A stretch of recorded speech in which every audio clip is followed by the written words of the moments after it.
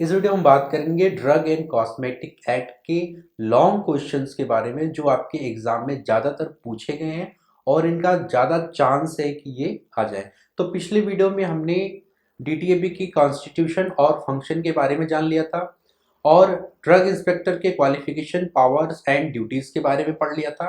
इस वीडियो में हम करेंगे इंपोर्ट ऑफ ड्रग, ड्रग का इंपोर्ट कैसे किया जाता है और classes of drug prohibited from import, कौन सी ऐसी दवा है जिनके ऊपर रोक लगी हुई है जिनका हम इंपोर्ट नहीं करा सकते हैं।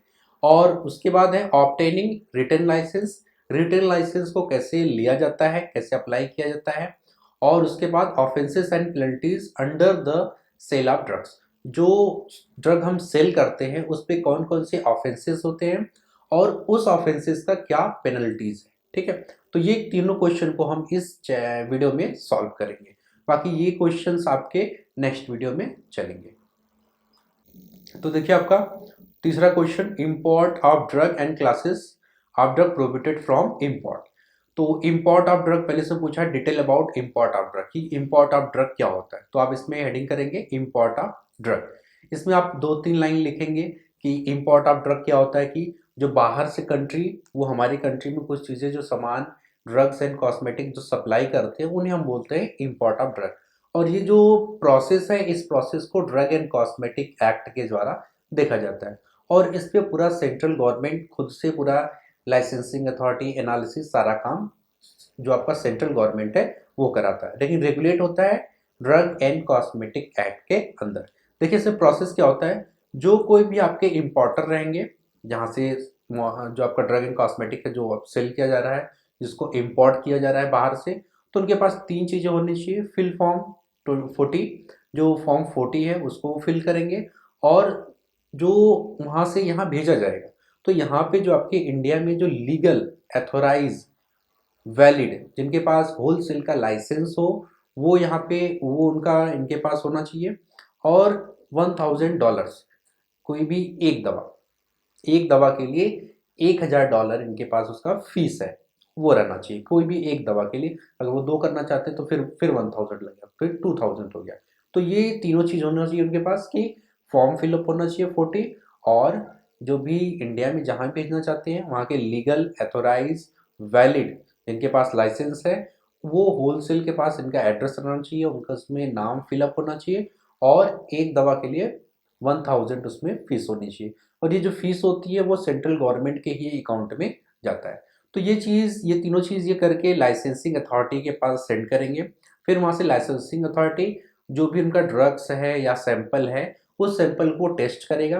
टेस्ट करने के बाद अगर सारा चीज़ सही होता है तो उनको वो लाइसेंस इशू कर देगा। ठीक है, अगर बाय द वे ये भी जान लीजिए कि अगर उनको डुप्लीकेट लाइसेंस चाहिए, मतलब कि उनका जो ओरिजिनल लाइसेंस है वो ख़राब हो गया है, कहीं डैमेज हो गया या कहीं खो गया है, तो अगर फिर से लेना होगा तो उसमें $300 रुपए फिर से लगेंगे। ठीक है, $300 फिर से लगेंगे। ठीक है, रुपए तो दूसरे हो जाएंगे इसमें। तो ये हो गया इनका थोड़ा सा प्रोसेस कि इंपोर्टर, लाइसेंसिंग अथॉरिटी से फिर वो टेस्टिंग होगा, टेस्टिंग के बाद फिर आपका लाइसेंस इशू हो जाएगा, फिर वहाँ से आप सप्लाई कर सकते हैं। तो ये छोटा सा चीज़ आपको वहाँ पे देना होगा। और इसमें देखिए कुछ इंपॉर्टेंट चीज़ भी है। Form 10 schedule C and C1, जो ड्रग C एंड C1 होती है उसके लिए form 10, form 10A schedule x के लिए हो जाएगा। फॉर्म 11 के लिए जो आपका टेस्ट एनालिसिस, जो स्मॉल सैंपल हो गया या कुछ और चीज़ें जो डायग्नोसिस के लिए हम लेते हैं, छोटा छोटा मतलब सैंपल में हो, छोटी क्वांटिटी में हो, वो आपका फॉर्म 11 हो जाएगा। और जो देखिए आपका लाइसेंस वहाँ पे रजिस्टर्ड लाइसेंस जो सर्टिफिकेट है वो इशू होगा, वो रूल 27A लाइसेंसिंग अथॉरिटी के फॉर्म 41, लाइसेंसिंग अथॉरिटी के फॉर्म 41 के रूल 27A के से उनका लाइसेंस जो है वो रजिस्टर होकर सर्टिफिकेट वो बाहर आएगा। ठीक है, तो ये हो गया छोटा सा चीज़, इंपोर्ट ऑफ ड्रग क्या होता है। फिर उसके बाद नेक्स्ट टॉपिक आपको करना होगा ड्रग प्रोहिबिटेड फ्रॉम इंपोर्ट, कौन सी ऐसी दवा जिनको प्रोहिबिटेड किया गया है, रोका गया है इंपोर्ट करने के लिए। ड्रग और कॉस्मेटिक सब स्टैंडर्ड क्वालिटी, जो सब स्टैंडर्ड क्वालिटी मतलब जिनकी क्वालिटी सही नहीं होती है, 100% क्वालिटी उनकी अच्छी नहीं होती, मतलब कि डुप्लीकेट फॉर्म में होते हैं, उनको नहीं करेंगे। मिस ब्रांड, स्पूरियस ड्रग, या शॉर्ट शॉर्ट में जो आपको पढ़ाया गया था शॉर्ट क्वेश्चंस, उसमें इनका डेफिनेशन लिखा हो, वहाँ से आप पढ़ लीजिएगा। शॉर्ट या spurious cosmetic, adulterated spurious drugs, या कोई ऐसी पेटेंट ड्रग है जिनके नाम से पेटेंट होती, उस ड्रग को भी आप प्रोहिबिटेड नहीं कर, मतलब कि इंपोर्ट नहीं कर सकते हैं। Any drug which claims to cure, मतलब कि जो आपकी शेड्यूल जे की दवा होती है उनको नहीं कर सकते, मतलब कि वो कोई ऐसी दवा है जो कहती है, क्लेम करती है कि मैं इस डिसीज़ को ठीक कर दूँगी, लेकिन वो उसको ठीक नहीं करती है, तो वो हो जाएगा। या कोई ऐसा कॉस्मेटिक है जो हार्मफुल इफेक्ट कर रहा है, उसको भी नहीं कर सकते हैं, ठीक है। या फिर कोई ऐसी ड्रग या कॉस्मेटिक है जिनके ऊपर स्पेशली रोक लगा हुआ है, जिनका नाम उसमें लिख दिया गया है कि इन दवा को नहीं करना है, तो वो चीज़ हो जाएंगी। तो ये छोटा सा ये हो गया आपका। फिर उसके बाद क्लासेस, कौन सी क्लासेस ऑफ ड्रग है जिनके ऊपर रोक लगी है। हार्मफुल ड्रग, जो ऐसी दवा है जो हार्मफुल इफेक्ट करती है। इनलीगल ड्रग्स, जो ड्रग इनलीगल है जिसके ऊपर स्ट्रिक्टली गवर्नमेंट ने रोक लगाया हुआ है कि ये चीज़ें इनलीगल है, तो उस पर हो जाएगा। अनअप्रूव मेडिसिन, कोई ऐसी दवा है जो अप्रूव नहीं हुई है, उनको भी इंपोर्ट नहीं करना है। एक्सपायरी या स्पॉइल्ड ड्रग्स, या कोई दवा एक्सपायर हो गई है या खराब हो गई है, उन दवा को भी आप इंपोर्ट नहीं करेंगे। तो इस तरीके से आपका ये क्वेश्चंस का आंसर हो गया। नेक्स्ट क्वेश्चन है आपका, requirements for obtaining retail licence. ये रिटेल लाइसेंस को ऑब्टेन करने के लिए क्या क्या करना चाहिए आपको, तो इसमें दो लाइन लिख दीजिएगा। जो आपका रिटेल लाइसेंस है वो ड्रग एंड कॉस्मेटिक के अंदर ही आता है और इसी के गाइडलाइन से ये चलता है, ठीक है। इसमें आपको छोटा छोटा एक चीज़ फॉर्म से याद कर लेना होगा, क्योंकि ये इंपॉर्टेंट चीज़ है इसमें। तो ये हो गया रिटेल लाइसेंस। और ये देखिए कैटेगरी है, कौन सी कैटेगरी, देखिए फॉर शेड्यूल C1X, मतलब कि जो दवा C1 और X तीनों के लिए, उसमें आपको अप्लीकेशन फॉर्म 19 भरना होगा, लाइसेंस फॉर्म 20 भरना होगा, और जो फीस होगा आपका इस पे 1500 रुपये हो जाएगा। और जो आप रिन्यूअल कराएंगे वो 21C से होगा। और उसके बाद जो रिन्यूअल का फीस है वो 1500 रुपये, अगर 6 महीने तक नहीं हुआ है तो 500 रुपये पर मंथ के हिसाब से उसकी फाइन्स लगेगी। अगर इसका आपको डुप्लीकेट लाइसेंस सर्टिफिकेट लेना होगा, लाइसेंस का डुप्लीकेट अगर कराना है आपको, तो उस पर 150 रुपये उसका चार्ज है। अब देखिए इसमें दूसरा कैटेगरी क्या है, शेड्यूल C एंड C1, मतलब इसमें तीनों था, C1X, और इसमें केवल आपका C1। तो इसमें फॉर्म 19 और जो इसमें लाइसेंस फॉर्म 20 था, इसमें 21 हो जाएगा। बाकी सारा चीज़ आपका सेम हो जाएगा इसमें, ठीक है। फिर उसके बाद आएगा आपका लास्ट शेड्यूल एक्स, मतलब कि उसमें C1 और इसमें एक्स हो गया। तो एक्स में हो जाएगा एप्लीकेशन 19C हो जाएगा, फॉर्म भरना होगा आपको। और जो इसमें लाइसेंस फॉर्म है 20F, ठीक है, रूल 61 ब्रैकेट में 1, ठीक है। और फीस इसका 500 हो जाएगा। इसमें भी देखिए रूल 59 लगा हुआ है। रिन्यूअल का 21C है, और जो इसका रिन्यूअल का फीस है वो 500 रुपये है। और अगर 6 महीने के बाद अगर आप उसमें लेट फाइन लगने लगता है तो 250 रुपये पर मंथ के हिसाब से लगता है। और रूल 59 के लिए भी इसके लिए है। और डुप्लीकेट इसमें लेंगे तो 150 रुपये फाइन लगेगा इसमें भी। अगर आपको डुप्लीकेट लेना है, जैसे आपका एक डैमेज हो जाता है या लॉस्ट हो जाता है, कहीं खो जाता है, तो 150 रुपये उस पर फाइन लगेगा, फिर से आपको वो डुप्लीकेट लाइसेंस मिल जाएगा, ठीक है। अब देखिए ये हो गया फॉर्म, कौन सा फॉर्म फिलअप करेंगे कि आपको वो मिलेगा, या आप रिन्यूअल कराएंगे, कैसे कराएंगे, क्या फाइन लगेगा, तो वो चीज़ हो गया। अब देखिए प्रेमिसेस, जो आप स्टोर रिटेल सेल है, रिटेल सेल में आपको स्टोर ओपन करना होगा, तो उस स्टोर में क्या क्या चीज़ें रहनी चाहिए। मिनिमम एरिया कितना, 10 स्क्वायर फीट, ठीक है। मिनिमम इसका कम से कम 10 स्क्वायर फीट होना चाहिए। प्रॉपर लेआउट रहना चाहिए वहाँ पे, जो आप बनाए हैं स्टोर, वहाँ पे प्रॉपर लेआउट होना चाहिए, स्टोरेज फैसिलिटी होनी चाहिए, डिस्पेंसिंग का जो कर रहे हैं आप वो भी होना चाहिए, ठीक है। और स्टोरेज फैसिलिटी वहाँ पे एडिक्वेट, मतलब प्रॉपर रहे कि आप वहाँ पे मेडिसिन रख सकें। हाइजीनिक एंड सैनिटेशन, जो भी साफ सुथरी जगह रहनी चाहिए, ये नहीं कि वहीं पे सब गंदा वंदा सब पड़ा हो, तो इस तरीके का वहाँ पे नहीं होना चाहिए, मतलब साफ सुथरी का ज़्यादा ध्यान वहाँ पे रखना है आपको। फिर उसके बाद देखिए पर्सनल में क्या हो जाएगा, आपके पास रजिस्टर्ड फार्मासिस्ट होने चाहिए, ये तो बहुत ज़रूरी है, बिना उनके लाइसेंस के ये तो खुलेगा ही नहीं। तो क्वालिफाइड फार्मासिस्ट वहाँ पे रहने चाहिए, और उनके साथ आपको टेक्निकल स्टाफ भी चाहिए होंगे, क्योंकि वो अकेले तो कर नहीं पाएंगे डिस्पेंसिंग, उनके लिए भी टेक्निकल स्टाफ चाहिए होंगे वहाँ पे। तो ये चीज़ हो गया। डॉक्यूमेंटेशन में देखिए आपका अप्लीकेशन फॉर्म होना चाहिए, जो भी वहाँ का फॉर्म होगा, अभी आपने पीछे पढ़ा था ना फॉर्म 2019, ठीक है, वो फॉर्म होना चाहिए। फिर प्रूफ ऑफ प्रेमिसेस ओनरशिप, या आपने लीज पे लिया है, जैसे खुद का है आपका, तो आप खुद का वहाँ सब चीज़ दिखा दीजिए, या तो आपने दूसरे से लिया है, लीज पे लिया है, कैसे भी किया है तो वो दिखा दीजिए।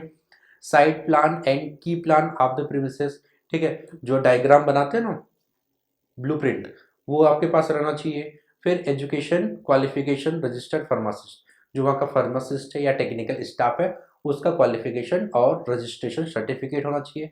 एफिडेविट, जो भी ड्रग एंड कॉस्मेटिक एक्ट के जरिए जो भी वहाँ पे एफिडेविट मांग रहा है या जो भी और डॉक्यूमेंट मांग रहा है वो डॉक्यूमेंट रहना चाहिए।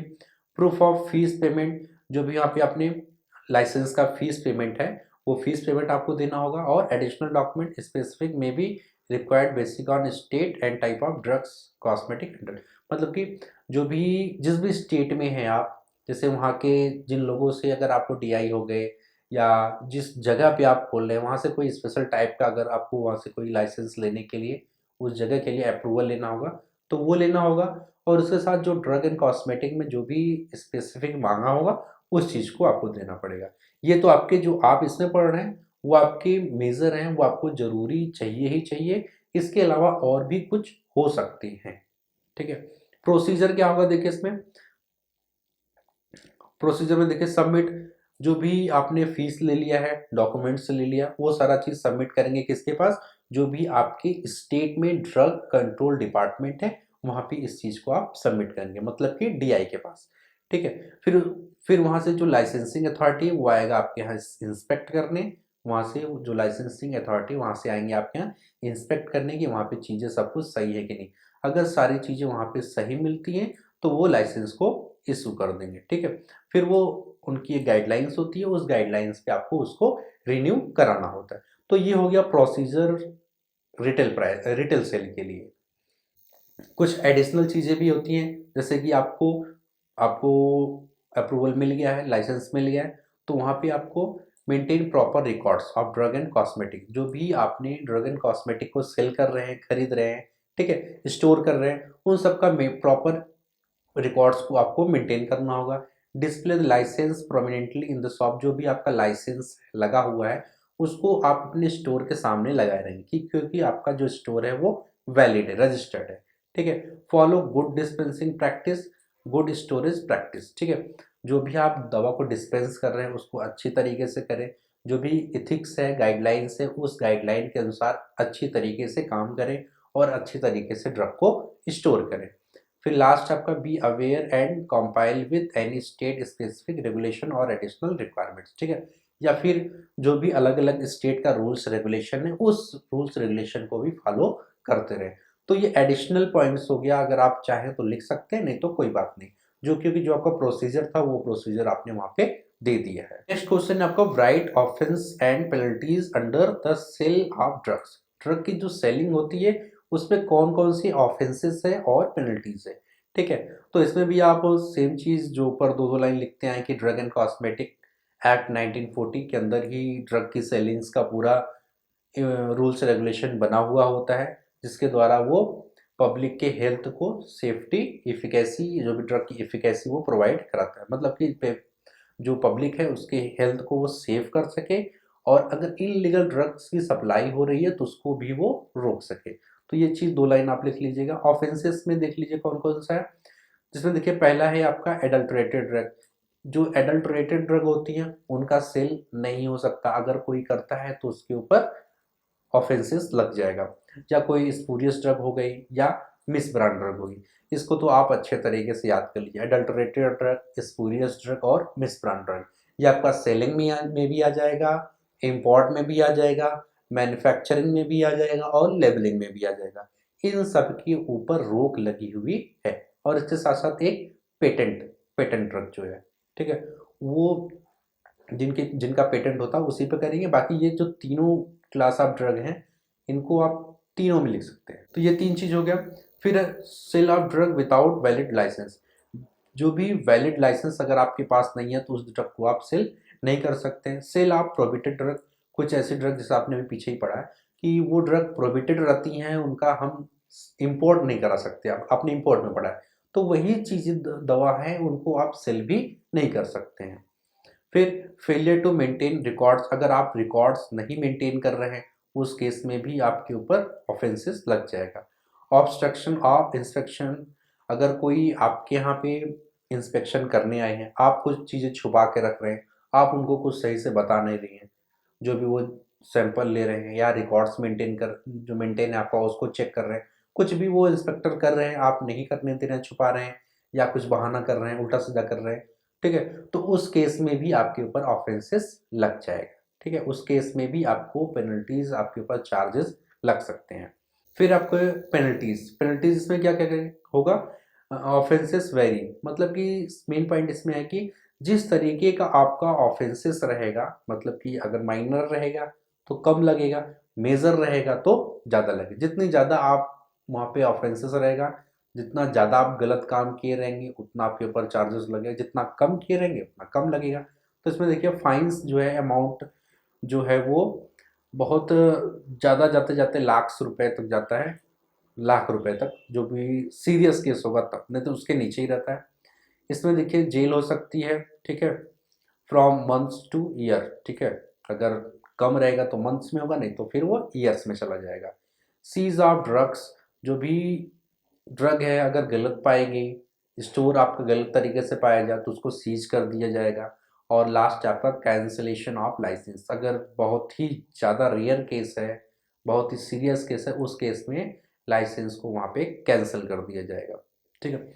और एडिशनली देखिए इसमें कुछ लिखा गया है कि attract harsher penalties compare to first time violation, ठीक है, अगर फर्स्ट टाइम कोई करता है तो कम लगेगा, अगर वही बढ़ के आएगा तो फिर ज़्यादा होते जाएगा। फिर नेचर ऑफ ड्रग्स, जैसे कि आपका शेड्यूल एक्स की ड्रग हो गई या शेड्यूल एक्स की ड्रग हो गई, जी की ड्रग हो गई, अगर इन सबको गलत तरीके से आप सेल कर रहे हैं तो आप सीरियस केस में फंस सकते हैं, जिसके ऊपर आपके ऊपर ज़्यादा से ज़्यादा पेनल्टी लग जाएगी, हो सकता है आपको कई साल के लिए जेल भी जाना पड़े, ठीक है। तो ये जो ड्रग एंड कॉस्मेटिक एक्ट है इसमें कई सारी चीज़ें हैं, ड्रग के सेलिंग को लेकर, इंपोर्ट को लेकर, मैन्युफैक्चरिंग, लेबलिंग, इन सब को लेकर रूल्स रेगुलेशन बनाए गए हैं। तो ये हो गए कुछ इसके इम्पॉर्टेंट टॉपिक्स, इम्पॉर्टेंट क्वेश्चंस जिनको आपने सॉल्व किया। कुछ क्वेश्चंस और हैं जिनको हम नेक्स्ट वीडियो में सॉल्व करेंगे। Okay, thank you.